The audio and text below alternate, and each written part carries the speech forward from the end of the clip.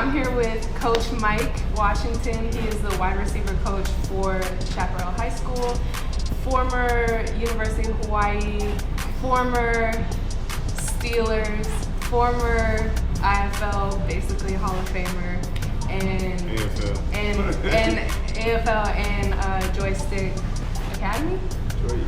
Joystick is my nickname, but Joystick Wide Receiver Academy is my wide receiver training.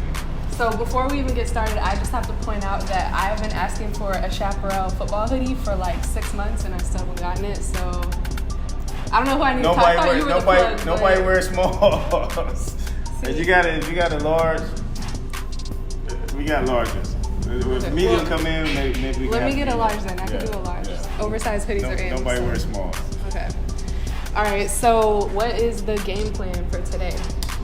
Well, it's homecoming. So homecoming, good for the kids, but coaches, you can ask coaches across the nation who coach high school football. We hate homecoming games because it's such a distraction. But our job as coaches is to prepare kids for those distractions, right? So we know what happens on the outside of the field, but we still have to engage their focus inside the locker room and on the field, whether that's extra reps, motivational speeches, making sure they locked in on the assignments. So, I personally hate homecoming, but it is part of high school, one of those rites of passage, so to speak. So we get it. It happens. It's good for the fan base, good for the game. But, from a game plan perspective and preparing for that, coaches hate homecoming games. So is the opponent on y'all's level? Is this a rival? I mean, it's Pinnacle. They backyard rivals, and we don't like them.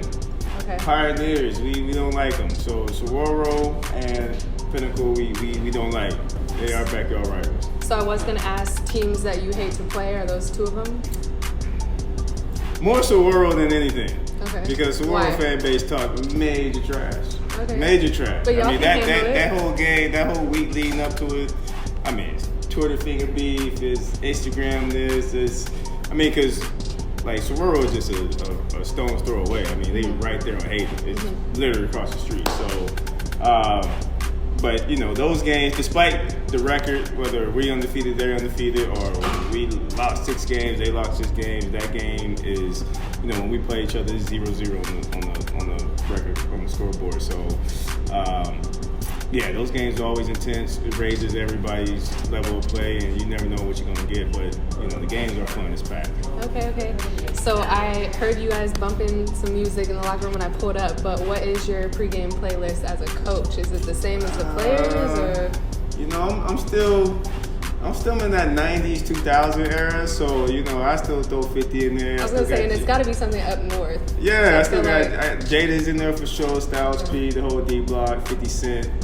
But, I'm constantly around my kids 6 days out of the week, so, I'm hearing NBA Youngboy, Pooh Shiesty, I'm hearing 21 Savage, Rio the OG or whatever, and now they playing that Ski G stuff, whatever that is. Yeah. But, Ski G, whatever. Yeah.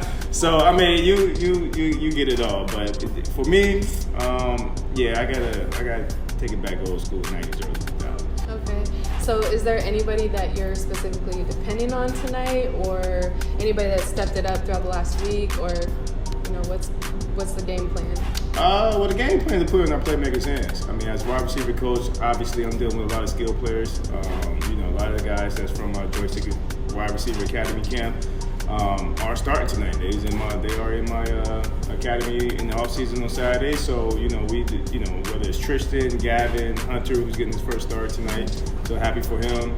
And then while he's filling in for class because he's injured. So wide receiver wise, playmaking ability, I'll say we have some of the best in the state. So the game plan is always to put the ball in their hands as fast as we can, as quick as they can, so they can have the ability to make guys miss in space. Definitely looking forward to that. So it's all a matter of executing, but we definitely have the playmakers and the ability to do so. So that's the game plan, and as a receivers coach, it's my job to make sure the guys is ready at all times. So it starts by walkthroughs, and after walkthroughs, making sure we out there on the specialists, that they locked in and engaged. That's how I really know if they're engaged, because we're doing walkthroughs and we outside in the field where they warming up their hips, hands, and feet. Then I can be like, okay, it's something different here. You can feel the air change. So that'll be the game plan for that's kind of exciting for Hunter. I know he's been working for a little while since what was that, back in January? Yeah. Y'all been putting in that work. So, all right. So just a couple of would you rather's or one gotta goes. So Pac-12 or SEC, one gotta go. A team or the conference? The whole conference. Oh, the Pac-12 gotta go, man. Pac-12, really? Yeah, especially Pac-12 played pretty ball, man. The SEC is old school, smash mouth, big country boys. Even with everything going on right now, like you. Yeah, I mean, what Deion's doing for Colorado and the whole conference as a whole is fantastic. But he's going to the Big 12 anyway next year. So I'm gonna go SEC all day. Yeah. Okay. So if you could play one more game, wide receiver, who would you want your quarterback to be if you had to choose between Patrick Mahomes or Lamar Jackson? I just gotta go with Mahomes because he's proven already, and also I like that offense that Andy Reid runs. So they do. Andy Reid has the ability to utilize his playmakers to the best of their ability in terms of when Tyreek was there with the Chiefs, man. I mean, they used him in so many motions and scheme packages where it was impossible to guard him because it was always a mismatch opportunity to where either he's taking two off the top or you got to match him one-on-one. So I would love to be in that offense and play with that quarterback. Besides, he got 2 Super Bowls. So. Is there anyone else that you can think of a different quarterback? In the league, let me see. I definitely would like to see what Tom Brady was like. Not only because his acumen when it comes to the game, but just his attitude in terms of galvanizing the troops, leading the team. And I know that's somebody you can always, count on, and he also going to hold you accountable. So I would love to just see what that been under that leadership and also in that offense as well. Yeah. Okay. As far as scouting the other team, is there any specific player that you're kind of, you've been prepping for this week to go against?